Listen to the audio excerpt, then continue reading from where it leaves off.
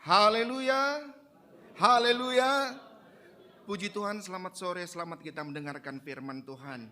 Beberapa hari yang lalu saya sama beberapa staf diajak oleh Ibu Gembala kita membesuk jemaat yang sedang sakit. Di sana berbincang-bincang, kata mereka, di Hafiz penuh orang sakit, di RSUD penuh, di Bayangkara penuh, di Cipanas penuh rumah sakit begitu. Artinya ada banyak orang yang sakit. Oleh sebab itu, puji bagi nama Tuhan, kalau kita ada di rumah Tuhan, berarti kita sehat. Ada orang yang bertahun baru, tapi sayang mereka ada di rumah sakit, lagi diinfus, lagi dioperasi. Tetapi puji Tuhan, kita semua sehat di tahun yang baru ini. Terima kasih bagi Ibu Gembala kita yang memberikan saya kesempatan untuk melayani jemaat pada sore hari ini. Tema besar adalah surat yang terbuka, 2 Korintus pasal 3 ayat 2, kita mulai dari ayatnya yang pertama. 2 Korintus pasal 3 ayat pertama kita baca. Adakah kami mulai lagi memujikan diri kami, atau perlukah kami seperti orang-orang lain menunjukkan surat pujian kepada kamu atau dari kami? Kamu adalah surat pujian kami yang tertulis dalam hati kami dan yang dikenal dan yang dapat dibaca oleh semua orang. Karena telah ternyata bahwa kamu adalah surat Kristus yang ditulis oleh pelayanan kami. Ditulis bukan dengan tinta, tetap dengan roh dari Allah yang hidup, bukan pada loh-loh batu, melainkan pada loh-loh daging, yaitu di dalam hati manusia. Bicara soal surat menyurat adalah satu kegiatan yang sudah dilakukan oleh manusia berabad-abad yang lalu. Sudah sangat lama budaya surat menyurat itu dilakukan oleh manusia. Apa sebenarnya surat itu? Surat adalah isi hati, pikiran seseorang yang dia tulis dengan tinta, ditulis di atas kertas dan dikirimkan kepada seseorang. Dari surat itu kita bisa mengetahui bahwa isi hati seseorang begini, kondisi pikirannya seperti ini, sehingga kita bisa melihat ada orang tulis surat cinta, ada surat utang, ada surat macam-macam, surat besla, surat macam-macam yang ada di beredar saat ini. Tetapi secara resmi surat itu ada 2. Yang pertama, surat rahasia. Kalau kita lihat surat rahasia itu adalah surat yang ditulis oleh instansi pemerintah, instansi swasta, dikirim kepada instansi yang lain, dan di atas kop surat itu ada tulisan R. Artinya rahasia, tidak boleh dibuka oleh orang lain. Yang boleh membuka dan membaca itu cuman alamat yang ditulis dan orang yang dituju. Barang siapa yang membuka, kena hukum loh. Kemudian ada surat umum, ada surat terbuka. Surat terbuka ditulis oleh orang, perasaannya. Kemudian dia tulis, dia kirim kemana? Ke media atau ke elektronika, ke Facebook misalnya. Dia tulis di status, tidak ada rahasia yang tersembunyi di situ. Dia tulis apa yang ada dalam isi hatinya, malah rahasia orang yang dia bongkar di Facebook. Dia tidak punya hubungan rahasia dengan pembaca. Lihat koran, itu adalah surat terbuka yang dibaca oleh semua orang. Tidak ada rahasia antara pembaca dan penulis berita di koran. Tetapi di dalam koran itu dia akan menulis apa semua yang terjadi hari ini, kemarin. Rahasia apa yang terjadi, ada bupati korupsi, ada penjahat, semua ditulis di dalam koran. Orang bisa membaca. Kenapa? Surat itu adalah surat yang terbuka. Surat umum yang bisa dibaca oleh banyak orang. Di dalam pasal 3 ini Rasul Paulus sedang berbicara mengenai orang-orang Kristen sebagai surat pujian yang katanya bisa dikenal dan bisa dibaca oleh banyak orang, oleh umum. Artinya di sini Paulus sedang berbicara tentang kualitas orang beriman. Paulus sedang bicara soal perbuatan orang beriman. Paulus sedang bicara soal kata-kata orang beriman. Paulus sedang bicara soal tingkah laku anak-anak Tuhan. Dan di sini juga Paulus sedang berbicara kualitas rohani orang-orang percaya. Kalau bicara tingkah laku orang percaya, kualitas orang percaya, jemaat GPDI Cianjur top punya deh. Sudah paling bagus, sudah paling top. Waktu kita percaya Yesus Kristus, kita mengaku Dia sebagai Tuhan dan Juru Selamat yang hidup. Kita diselamatkan, kita mencari Tuhan. Kita ke gereja, kita ikut doa, kita beston, kita puasa, kita memberi persembahan, kita memberi perpuluhan. Kenapa? Perbuatan baik kita. kualitas rohani kita dengan Allah. Begitu bagus, biar kita bisa bertumbuh. Tetapi ingat, kualitas rohani dengan Allah itu disertai juga dengan kualitas perbuatan rohani dengan manusia. Ini yang kita sering lupa loh. Yang kita utamakan kualitas rohani dengan Tuhan. Khotbah, pelayanan, pimpin pujian, main musik, bersaksi ke sana ke sini, ikut seminar, ikut paduan suara.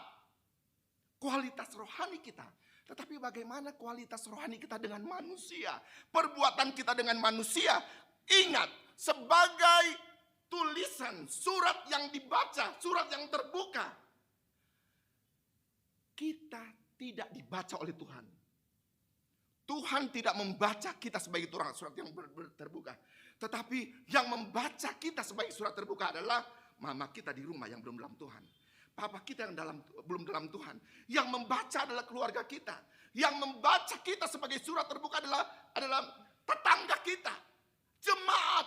Yang membaca kita sebagai surat yang terbuka adalah siapa? Adalah musuh kita. Adalah orang-orang yang membenci kita. Bukan Tuhan loh. Oleh sebab itu, bagaimana supaya sebagai surat yang terbuka kita menjadi berkat. Menjadi saksi bagi keluarga. Saya selalu bilang, ada banyak orang yang sedang antre masuk surga. Dan di situ ada mamamu. Di situ ada papamu. Kita tidak bisa menangkan mereka. Kenapa? Kita tidak bisa jadi surat yang terbuka bagi keluarga kita. Jemaat yang dikasih oleh Tuhan Yesus Kristus. Orang Muslim tidak mau membaca Injil. Karena mereka punya Al-Quran. Orang Buddha, orang Hindu tidak akan membaca Injil. Karena mereka punya Tripitaka, punya Weda. Tapi mereka bisa membaca Injil. Mereka bisa membaca Yesus Kristus melalui kehidupan Neng Maria yang pimpin pujian tadi. Mereka bisa membaca Injil. Membaca Yesus Kristus. Kenal siapa Tuhan itu. Melalui siapa? Melalui yang lagi khotbah. Saya tahu waktu saya lagi khotbah, ada orang yang curiga sama saya. Saya tahu waktu saya lagi khotbah, ada orang yang sedang memperhatikan saya. Betulkah saya sudah menjadi surat yang terbuka? Semua jemaat yang hadir pada sore hari ini sedang membaca saya sebagai surat yang terbuka. Dan ada yang bilang, oke, cocok deh. Tetapi ada yang bilang, enggak cocok dengan perbuatannya. Ada yang datang untuk mengkritik. Ada yang datang untuk mencari kelemahan. Itulah surat terbuka. Siap untuk dipuji, siap untuk dihina. Amin. Siap untuk ditinggikan, siap untuk direndahkan. Namanya surat terbuka. Haleluya. Haleluya. Hamba Tuhan, anak Tuhan yang tidak mau dikritik itu bukan anak Tuhan. Jemaat yang dikasih oleh Tuhan. Saya berkata tadi bahwa orang dunia mengenal Yesus Kristus bukan lewat Injil, bukan baca Alkitab, tetapi melalui kehidupan kita. Semua yang tertulis di dalam hidup kita. Bagaimana cara kita hidup. Sikap kita, tingkah laku kita, perbuatan kita. Semua itu terang benderang. Amin. Dibaca oleh semua orang. Ingat tema bulan yang lalu. Yesus terang dunia dan kamu adalah terang dunia. Yesus terang dunia, kita terang dunia. Artinya kata firman Tuhan, kota yang terletak di atas bukit tidak mungkin dilihat. Semua kebaca. Semakin kita hidup terang, semakin jelas tulisan Yesus di dalam diri kita. Sejelek-jeleknya apa yang kita lakukan akan tertulis jelek. Kalau kita berbuat baik akan ditulis baik. Tidak mungkin di sini ada tulisan baik orang baca jelek. Itu ada orang buta huruf. Atau orang buta sama sekali, orang ada tulisan baik di sini bacanya jelek. Orang buta huruf, orang buta mata, kalau di sini ada tulisan jelek, dia tulis baik. Tetapi sekali lagi, semakin anak-anak Tuhan GPD Cianjur hidup dalam terang, semakin kelihatan, semakin kebaca bahwa kita itu adalah benar-benar apa? Surat Kristus yang terbuka. Hidup kita sehari-hari adalah khotbah yang paling top. Amin. Khotbah yang luar biasa. Khotbah yang baik itu adalah kehidupan kita sehari-hari. Kehidupan kita sehari-hari lebih keras dari corong loh. Kalau saya pulang di kampung di Manado, hari Minggu pagi-pagi jam 6, wis corong-corong sudah di atas gereja. Semua nyanyi lagu rohani, udah gak tahu mana yang saya mau dengar. Semua nyanyi lagu rohani. Angkot lewat, sudah 5 kilo masih kedengaran dia nyanyi lagu rohani. Hebat loh, hebat loh. Tetapi apakah mereka sudah bisa dibaca? Dan tulisannya bagus, tulisannya indah. Jemaat yang dikasih oleh Tuhan, saya berkata sekali lagi, khotbah yang terbaik adalah perbuatan. Yang bisa menjangkau banyak jiwa yang belum kenal Tuhan. Khotbah terbaik bukan karena pilih-pilih di channel mana pendeta paling top.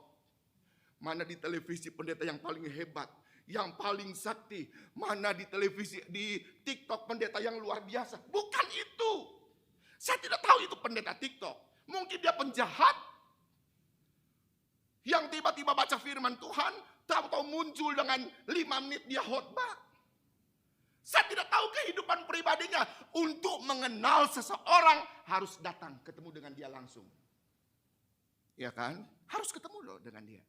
Nah, khotbah yang terbaik saya berkata tadi adalah perbuatan. Di kelas saya suka bilang bahwa khotbah nomor 10, karakter nomor 1. Khotbah saya terbaik, saya kasih jurus-jurus khotbah yang paling top pakai ilmu homiletik tidak akan membuat saya masuk surga. Tapi yang akan membuat saya masuk surga adalah perbuatan saya, adalah karakter saya. Dan itu yang diminta oleh Paulus. Kita menjadi surat yang terbuka, yang dibaca oleh banyak-banyak orang. Amin saudara, haleluya. Ada 2 kata yang saya perhatikan di ayat 2 ini. Kamu adalah surat pujian kami yang tertulis dalam hati kami, yang dikenal. Dikenal bahasa Grekanya dipakai kata ginosko. Artinya belajar. Seseorang yang membaca kita sebagai surat yang terbuka, dia sedang belajar dari kita. Belajar tentang apa? Belajar tentang firman. Belajar tentang Yesus Kristus. Kita adalah guru-guru yang sedang mengajar. Kita adalah sekolah-sekolah. Dan orang sedang belajar dari kita. Siapa Yesus itu? Bagaimana Yesus itu? Ginosko artinya mengerti untuk mendapatkan pengetahuan yang benar. Waktu orang melihat kita membaca, mereka dapat pengertian. Pengetahuan Alkitab yang benar. Ada banyak pengajaran-pengajaran, penyelewengan-penyelewengan yang terjadi dengan Alkitab. Sebagai surat yang terbuka, kita harus mampu memberikan pengertian yang benar soal Alkitab. Beberapa waktu yang lalu ada jemaat, ibu-ibu telepon sama saya. Om Ruben, ada pendeta namanya ini. Oh iya, dia mantan pengerja di gereja. Kenapa? Sekarang dia sudah jadi gembala. Gembala di mana? Yang gereja di depan situ tuh. Yang di simpang sana. Oh ya, kok bisa? Lulusan SAC, orang Pantai Costa, jadi gembala di Yesus itu. Padahal kan ajarnya beda. Baptisannya beda. Kebaktiannya hari beda juga. Mereka sudah mendoktrin anak sekolah minggunya. Yang berbakti di luar hari Sabtu masuk neraka. Maka sangat susah mereka untuk meninggalkan gereja mereka. Dan anak SAC itu sudah jadi gembala di situ. Dan katanya dia bilang begini, mau nggak dibaptis lagi, dibaptis berulang-ulang. Dan itu ibu itu bilang begini katanya, saya harus masuk SAC dulu, baru saya bisa menjawab pertanyaanmu. Perlu pengertian yang benar. Biar kita bisa menjelaskan firman Tuhan yang benar. Kalau kita menjadi surat yang terbuka, kita harus bisa menjelaskan kebenaran firman Tuhan sebenar-benarnya. Di Cianjur tidak mungkin ada khotbah penyesatan. Orang semua sekolah Alkitab, semua satu jurus, ilmunya sama, akan ketahuan siapa yang melenceng. Gaya-gaya sedikit nggak apa-apa, tapi isi khotbahnya kan tidak melenceng. Yang kedua, dibaca. Dapat dikenal dan dapat dibaca. Tulisannya bahasa Grekanya anaginosko. Artinya bisa membedakan dan bisa membandingkan, mengetahui secara tepat. Waktu kita jadi surat terbuka, orang melihat, orang membaca, orang melihat kita bisa menjelaskan secara detail, secara tepat siapa Yesus itu. Beberapa puluh tahun yang lalu, mungkin 25 tahun yang lalu, saya diajak oleh Om Yoyo sama Tante Melani ke Jakarta. Ikut kebaktian pimpin pujian. Sebelum ke tempat kebaktian, ke hotel dulu saya enggak tahu itu hotel apa namanya. Tempat di mana, orang saya masih unyu-unyu. Ke Jakarta jarang. Tapi hati itu kan diajak, saya tidak tahu. Yang penting hotelnya bagus deh. Waktu saya di lobi tiba-tiba ada orang datang, pegawai datang. Dek, mau nanya apa Pak? Ini si bapak itu siapa? Saya yakin dia sudah kenal dengan Om Yoyo. Kenapa? Dia sering nginep di sini. Kalau sudah nginep di situ sering kan artinya ada KTP di situ. Dia sudah tahu Om Yoyo. Namanya J.E. Awondatu, pekerjaan pendeta, alamat Cianjur gitu loh. Tapi dia masih datang tanya, siapa itu Bapak? Apa dia pejabat? Dia tanya begitu loh. Apa dia pejabat? Bukan. Dia pendeta. Kenapa? Orangnya begitu baik. Orangnya begitu baik katanya. Suka memberi sama ibunya. Ini orang anak ginosko. Mencari tahu sampai sedalam-dalamnya. Kenapa? Dia membaca Bapak pendeta kita, gembala kita itu sebagai surat yang terbuka. Sampai dia mau cari tahu siapa orang ini. Apa dia pejabat? Saya yakin dia sudah tahu, tapi dia mau telusuri, dia mau dapat informasi yang tepat. Siapa orang ini?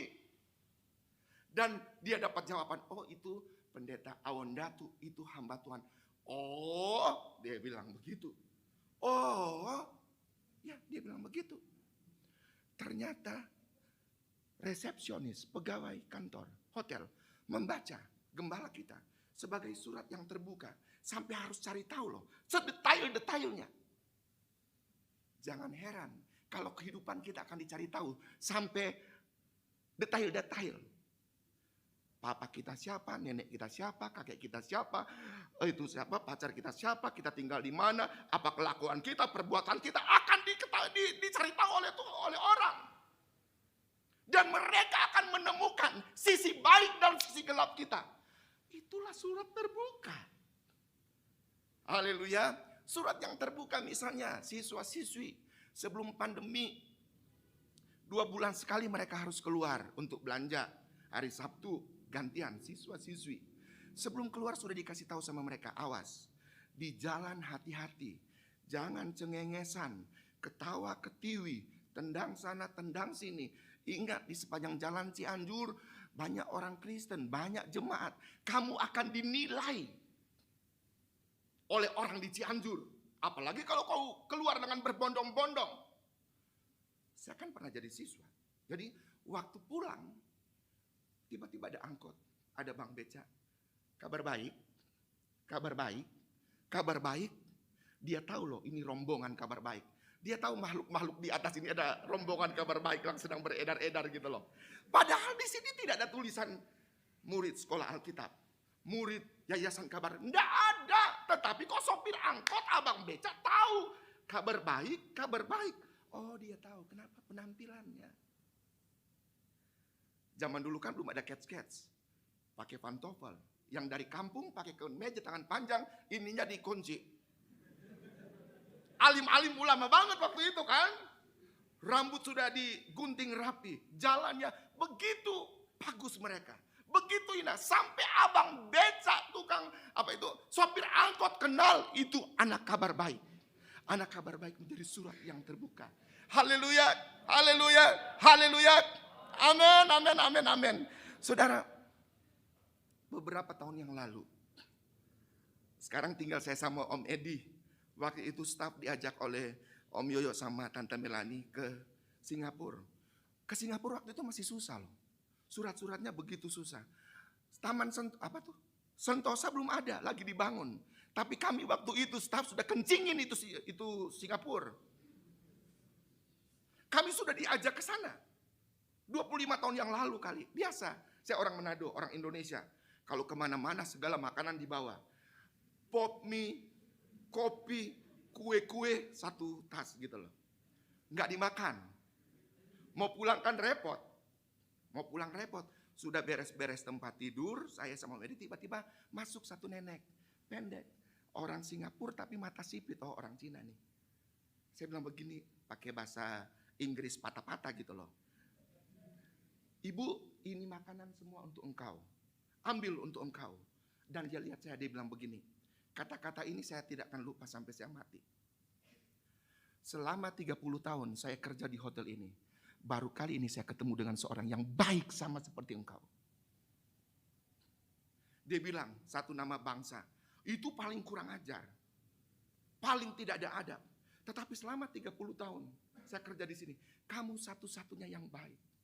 Dan saya bilang begini, saya orang Kristen.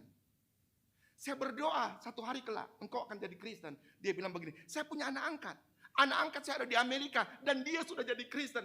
Saya begitu puji Tuhan bahwa hari itu di dalam kamar gara-gara super mie, gara-gara kopi, saya ternyata dibaca oleh orang. Kamu orang paling baik. Dan suara itu saya ingin dengar setiap hari, setiap hari, setiap hari. Saya rindu dengar suara itu. Saya rindu saya menjadi surat yang terbuka dan menjadi berkat bagi banyak-banyak orang. Tetapi saya kan masih manusia. Saya juga sedang belajar untuk jadi lebih banyak. Jangan terlalu menuntut banyak sama saya bukan malaikat. Saya masih manusia sama seperti jemaat. Saya bukan manusia, bukan Tuhan. Saya lagi belajar untuk jadi manusia yang lebih baik lagi. Biar saya bisa menjadi surat yang terbuka. Yang dibaca oleh banyak-banyak orang. Haleluya, haleluya. Jemaat yang dikasih oleh Tuhan. Ada banyak orang yang membenci kekristenan. Ada banyak malah yang anti. Yang tidak suka dengan kekristenan. Mungkin itu kita alami kalau kita di Cianjur. Karena kita minoritas di sini. Kita tidak bisa berbuat banyak. Kita dibenci. Tuh lihat aja. Waktu gempa. Ada sumbangan dari gereja, dirobek-robek. Karena ketahuan. Ada banyak orang yang tidak suka sama kita. Tidak suka kekristenan. Kenapa? Itu kadang-kadang terjadi karena perbuatan kita sendiri. Mereka tidak membaca Kristus dalam diri kita dengan baik. Kita tidak bisa menampilkan Yesus dengan baik. Kita tidak bisa mempromosikan Yesus. Kita tidak bisa menjadi iklannya Tuhan. Kita tidak bisa menjadi iklan kerajaan Allah sehingga orang kadang-kadang membenci kita. Dia tidak suka sama kita. Sehingga begitu susah orang untuk kenal Yesus Kristus. Terlalu susah orang untuk datang bertobat mengaku Yesus sebagai Tuhan dan Juru Selamat yang hidup. Di India ada seorang tokoh yang sangat terkenal. Sampai hari ini seluruh dunia mengenal dia, Mahatma Gandhi. Dia pernah berkata begini, kalau kehidupan orang Kristen sama seperti Yesus Kristus, saya sudah lama jadi Kristen. Kalau kehidupan orang Kristen sama dengan saya lihat, saya baca di dalam Injil, khususnya khotbah Yesus di atas bukit, saya sudah menjadi orang Kristen. Tetapi saya membenci orang Kristen. Kenapa? Waktu itu India dijajah oleh Inggris, dan Inggris itu adalah agama Kristen. Masyarakat Inggris, pemerintah Inggris di India punya kesempatan untuk menjadi surat yang terbuka. Orang mereka penguasa. Mereka bisa. Dengan paksa pun bisa kan? Pembantunya jadi Kristen? Bisa. Mereka penguasa. Tetapi mereka tidak menjadi berkat. Satu hari Mahatma Gandhi yang masih muda ingin ke gereja. Dan waktu dia ada di halaman gereja, dia di stop oleh orang-orang kulit putih. Stop, tidak boleh masuk. Saya mau ke gereja. Tidak boleh. Yang boleh masuk ke dalam gereja cuma orang kulit putih. Orang yang pakai jas. Sedangkan Mahatma Gandhi kan itu agak hitam. Botak lagi. Kemudian pakai kain. Tidak sesuai dengan orang bule. Dia diusir, dia dikeluarkan. Dan dia hati sakit. Sampai dia meninggal, dia benci kekristenan. Saudara bisa bayangkan. Ada sejarah dunia, secara kekristenan, sejarah India bisa berubah loh. Tidak seperti sekarang. Kalau waktu itu Mahatma Gandhi terima Yesus. Saya yakin sejarah dunia tidak seperti ini. Sejarah India tidak seperti yang kita baca sekarang. Kenapa? Mahatma Gandhi jadi Kristen. Tetapi sayang sekali. Orang Kristen bukan menjadi batu loncatan. Tetapi orang Kristen menjadi batu sandungan. Membuat orang yang mau bertobat tidak bisa datang ke gereja, tidak bisa kenal Tuhan. Di Amerika ada seorang pemuda yang begitu setia. Dia berapi-api karena masih muda. Dia ke gereja dan dia mulai belajar untuk melayani. Dia begitu giat karena imannya bertumbuh, dia begitu giat. Tetapi ada satu waktu anak muda ini merasa kecewa dengan orang-orang gereja, dengan teman-temannya, khususnya kaum pria. Kenapa katanya? Karena waktu itu teman-temannya, orang-orang gereja kaum pria, waktu di gereja mereka sungguh-sungguh, mereka luar biasa berdoa, mereka ikut seminar sana sini, mereka ikut KKR sana sini, mereka nyumbang sana sini. Tetapi waktu di luar gereja hari Minggu, mereka hidup dalam kedagingan, mereka pesta pora, mereka mabuk, dan anak muda ini kecewa. Anak ini kemudian mendirikan gereja setan. Namanya Anton Stender Lavey. Saudara bisa bayangkan gereja setan itu didirikan oleh seorang yang kecewa dengan orang Kristen, yang kecewa dengan teman-temannya. Saudara bisa bayangkan ada berapa juta orang yang dibawa oleh gereja setan masuk neraka. Ada berapa banyak orang yang disesatkan oleh gereja setan karena pendirinya kecewa dengan orang-orang.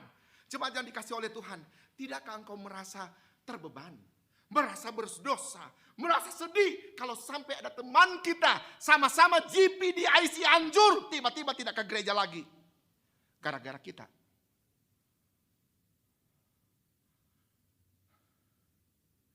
Tuhan mau kita mencari jiwa.